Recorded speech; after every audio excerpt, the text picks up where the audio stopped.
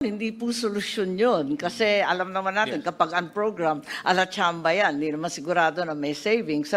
Kaya't itong mga project na ito, inaasam-asam ng ating mga kababayan na hirap na sa traffic, lalo na ngayon, tag-ulan, plus Christmas pa, talaga naman oras-oras na nawawalda sa traffic. Ito na lang talaga ang solusyon. Sana maisip natin kung paano gagawin to dahil kailangan na talaga ang public transport dito sa Metro Manila at sa North-South commuter railway areas. So, yung pag-aawas at paglilipat ng budget sa unprogrammed para sa akin ay hindi tunay na solusyon.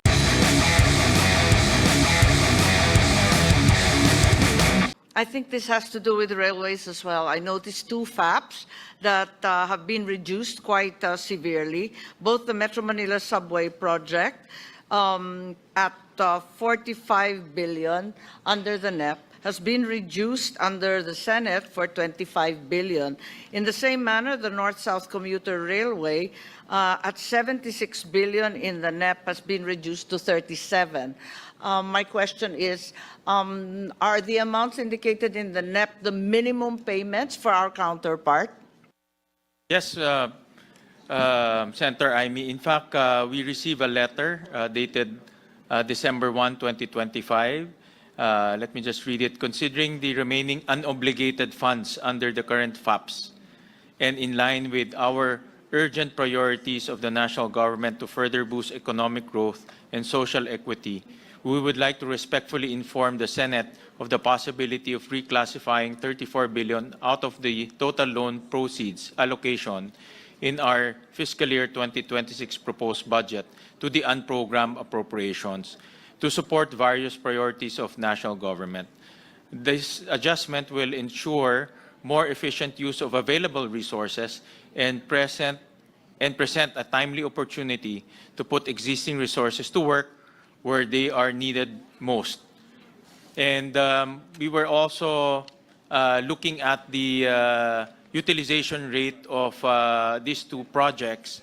The average, for example, in 2024, the utilization rate of the North-South Commuter Railway is only 23%, and the Metro Manila Subway is only 17%, Senator Amy. So definitely the amounts allocated are not being utilized. So that's why they sent us a letter so that we can consider this. Yes, the concern, of course, is that firstly, the cost to the public has been measured many times by the World Bank, by JICA, and they run into billions every day, as well as, of course, the handling costs, because those are billions too.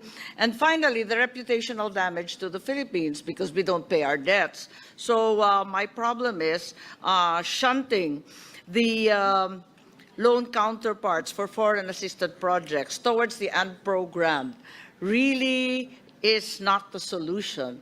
I think perhaps the solution is more efficient absorption and implementation of the projects. If we are at 23 and 17%, surely the solution is to renegotiate the loan and start from scratch rather than constantly paying handling costs and being indebted for who knows how much, immeasurable in terms of reputation.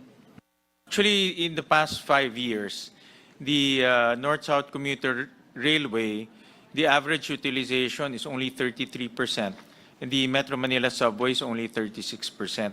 So the utilization remains very low for these two projects. However, the recommendation of the agency was to transfer it to unprogrammed funds because the unprogrammed funds normally comes in second quarter of the year, and that can be used to fund the two projects that were mentioned. Ganun pa man, hindi po solusyon yun. Kasi alam naman natin, Yes. kapag unprogram, ala chamba yan, hindi naman sigurado na may savings. Kaya't itong mga project na ito, inaasam-asam ng ating mga kababayan na hirap na sa traffic, lalo na ngayon, tag-ulan, plus Christmas pa, talaga naman oras-oras na nawawalda sa traffic. Ito na lang talaga ang solusyon. Sana maisip natin kung paano gagawin to dahil kailangan na talaga ang public transport dito sa Metro Manila at sa North-South commuter railway areas. So, yung pag-aawas at paglilipat ng budget sa unprogram para sa akin ay hindi tunay na solusyon. Yung ang program ho na later on pagpunta ho natin sa ang program, makikita ho natin na kumonti po yung mga items ho doon at dahil po kumonti, yung allocation po sa mga foreign assisted mas lumaki, no? So yun po ang ginawa ho natin para po magamit po yung program sa mga foreign assisted projects po. Opo, ipagpaumanhin ninyo pero sa ganitong panahon na sunod-sunod ang bagyo, lindol at iba pa, talagang hindi ako maasa na marami po tayong savings. Although, syempre, kinikilala naman natin na malaki na ang binawas sa unprogram. Maraming salamat. Sir Chairman, Minority Leader Marcelino Lebanon. Madam Chair, thank you. I would like to go back to the earlier suggestion of Senator Legarda on creating a joint bicameral conference committee oversight committee so that we can exercise oversight monthly on the proposed budget and even go back to the expenditure of government. Napaka-importante po ito dahil kahit yung Mindanao Rail, hindi na naitutuloy, malaki ng ginasto natin. Mayroon din tayong Leyte-Samar Rail which will connect Luzon and Mindanao. Wala rin sa budget ngayon. Hindi natin alam. Kaya kung ayaw kong bitawan yung kanyang thoughts. Kaya, if it is proper, I would like to present a motion for the creation of the bicameral conference committee oversight committee, that joint oversight committee that we can even, if possible, include in the special provisions of this GAA. So moved, Madam Chair. Second.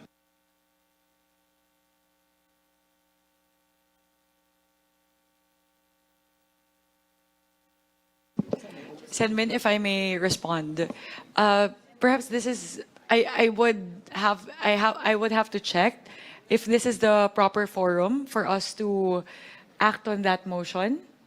So we may It can be added. we would still need to explore that if you would give me and Senator Win the time to explore the rules as of now as to which forum is the correct forum for that motion.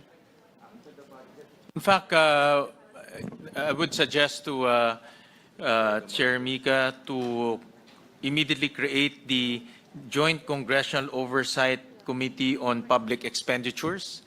This is a built-in oversight committee for the Committee on Finance and the Committee on Appropriations to conduct oversight on all the expenditures and, of course, those items that are not being spent as well. No? So we can constitute that early next year. Yes, I would be very much supportive to convening that. We will act on that motion, Maino, if you could give Senwin and I the opportunity to figure out the mechanics, the procedures that we would have to follow to convene the said joint oversight committee, joint between the House and the Senate. Gladly, Madam Chair. Yes, that is really a great idea. We want to exercise stronger oversight over the implementation of the 2026 budget, and us convening that joint committee would actually do a big part in for us to be able to operationalize that. We'll get back to you po, Maino, and we'll get back, of course, to all of the BICAM conferees as to the next step forward as we convene that committee. Madam Chair. Representative Albert Garcia. Thank you, Madam Chair, Mr. Chair. In line with what Senator Amy was saying earlier, there was a JICA study way back 2017, if I'm not mistaken, where it says we're losing 3.5 billion pesos a day because of the inefficiencies of our economy. This is due to time wasted, traffic, pollution, productivity loss, work-life balance loss, and so on. So, 3.5 billion pesos a day. Ngayon po, gabi na, Mr. Chair, Madam Chair, we already lost 3.5 billion pesos. And if we will multiply this by 365 days, that will amount to 1.2 trillion pesos. And the study further says that by 2030, kung hindi ma-resolve yung problema ng congestion, it will escalate to 5.4 billion pesos.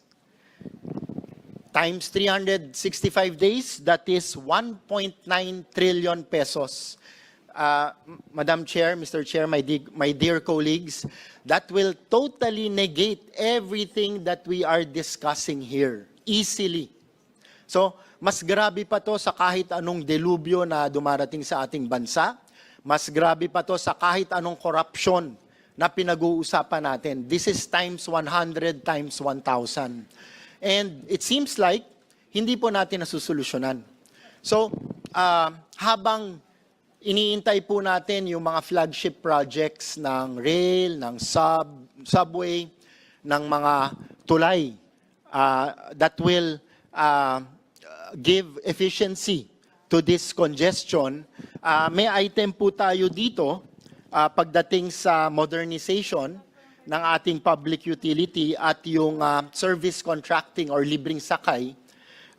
May I suggest, Mr. Chair, Madam Chair, na dito po sa modernization, isama rin po natin, hindi lang sa land, but also sa maritime. Nang sa ganon, mas maging efficient at multimodal yung ating transportation.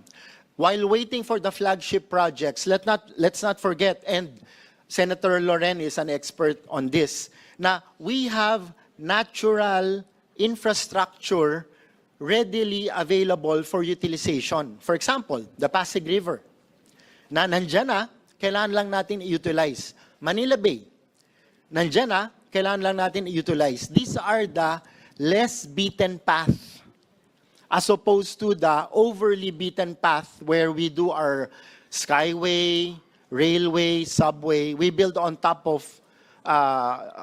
each infrastructure. Ito po yung less beaten path which we can utilize immediately, natural infrastructure, na kapag i-combine lang natin yung land and maritime, pwede po natin mapakinabangan. So I suggest and I move that dun po sa modernization, aside from public land, we include maritime, transport, modernization, nang sa ganon, yung symbiotic relationship na ito will deflate the 3.5 billion pesos a day of losses kahit papano while waiting for the flagship projects to be completed. At the same time, dun po sa other item below the modernization, ito po yung contracting services or libreng sakay, which from the feedback of DOTR, 100% utilization po ito. Sana po malagyan natin ng pondo at masama rin po natin yung maritime passenger services. Nang sa ganon, with modernization and support to the passengers, ay ma-deflate po natin itong 3.5 billion pesos a day of losses in Metro Manila at makatulong po sa Visayas and Mindanao itong mahalagang proyekto na ito. So, with the indulgence of my colleagues, I so move, Mr. Chair, Madam Chair. Salamat po.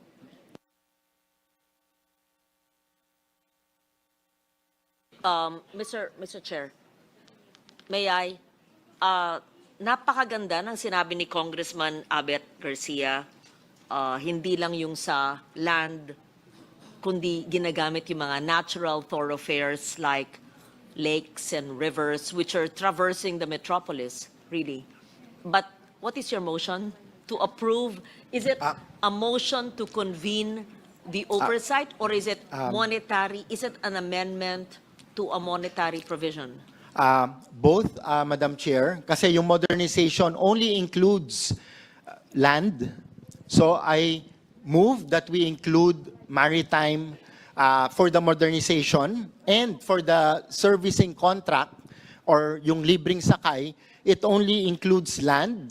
Isama na rin po natin yung maritime passenger services. Nang sa ganon, this will be complementary to each other and immediately help deflate the ballooning 3.5 billion pesos a day of losses.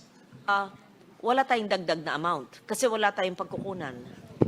Sa So, only in the nomenclature. So yung amount dito, it will cover, we agree. But if it's an additional amount, we don't know where we'll get it. yeah, sa ano po, sa modernization, the Senate's version is to the amount of 2.5 billion 32 sa modernization po. Ang motion ko po is to include maritime sa modernization program. Now, below it, sa House version or sa HGAB version, sa service contracting, 1.3 billion po yung House version at wala po sa Senate. My motion is to include maritime passenger services nang sa ganon, masama pareho dito po sa dalawang programa.